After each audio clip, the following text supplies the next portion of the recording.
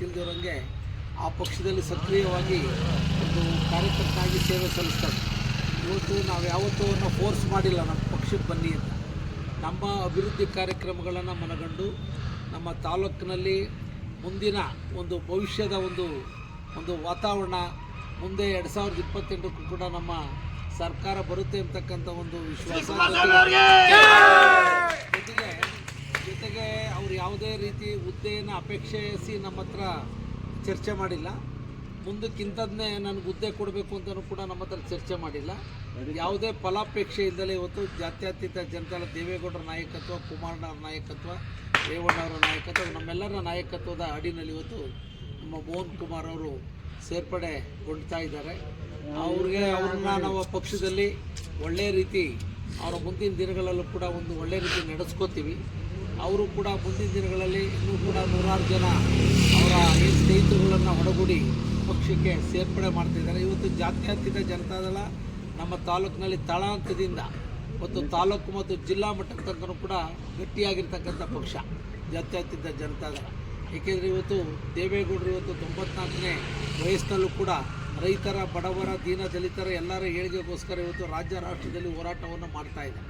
ಅಂಥ ಒಂದು ಪಕ್ಷದ ನಾಯಕತ್ವಕ್ಕೆ ನಮ್ಮೆಲ್ಲರ ಸಮ್ಮುಖದಲ್ಲಿ ಅವರು ಸೇರ್ಪಡೆಗೊಳ್ತಿರುವುದು ಕೂಡ ಸ್ವಾಗತ. ಮತ್ತೊಮ್ಮೆ ಮುಂದಿನ ದಿನಗಳಲ್ಲೂ ಕೂಡ ಒಬ್ಬ ನಮ್ಮ ಒಂದು ಸಕ್ರಿಯ JDS ಪಕ್ಷದ ಕಾರ್ಯಕರ್ತನಾಗಿ ಇವತ್ತೇನು ಅವರೆಲ್ಲರ ಸ್ನೇಹಿತರನ್ನ ಒಳಗೊಂಡಂತೆ ಇವತ್ತು ಪಕ್ಷಕ್ಕೆ ಸೇರಿಸ್ತಾ ಇದ್ದಾರೆ. ಅವ್ರನ್ನೂ ಕೂಡ ನಮ್ಮ ಪಕ್ಷ ಒಳ್ಳೆಯ ದೃಷ್ಟಿಕೋನದಲ್ಲಿ ನಡೆಸ್ಕೊಂಡು ಹೋಗುತ್ತೆ ಅಂತಕ್ಕಂಥದ್ದನ್ನು ಕೂಡ ನಾನು ಈ ಸಂದರ್ಭದಲ್ಲಿ ಹೇಳಿ ಮತ್ತೊಮ್ಮೆ ಅವರಿಗೆ ಹೃದಯಪೂರ್ವಕವಾದಂಥ ಸ್ವಾಗತವನ್ನು ಬಯಸ್ತಾ ಇದ್ದೇನೆ.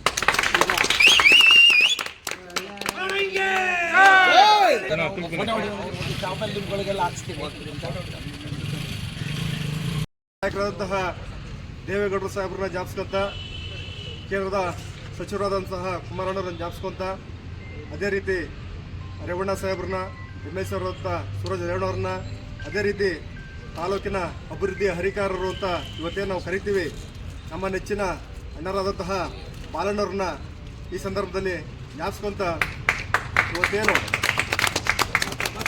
ನಾನು ಯಾವುದೇ ಒಂದು ಅಣ್ಣವ್ರು ಹೇಳ್ದಂಗೆ ಯಾವುದೇ ಒಂದು ಷರತ್ತಾಗ್ದಲೆ ಏನೂ ಆಗ್ತಲೇ ನಾನಿವತ್ತು ಜಾತ್ಯತೀತ ಜನತಾದಳವನ್ನು ಅಣ್ಣನ ನಾಯಕತ್ವದಲ್ಲಿ ನಾನು ಸೇರ್ಕೊತಾ ಇದ್ದೀನಿ. ಕಾರಣ ಇಷ್ಟೇ,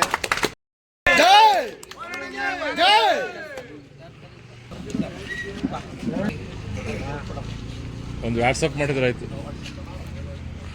ಮೋಹನ್ ಒಂಚೂರು ಹೆಸರುಗಳು ಬರ್ಬಿಟ್ಟು ವಾಟ್ಸಪ್ ಮಾಡ್ಬಿಡಪ್ಪ.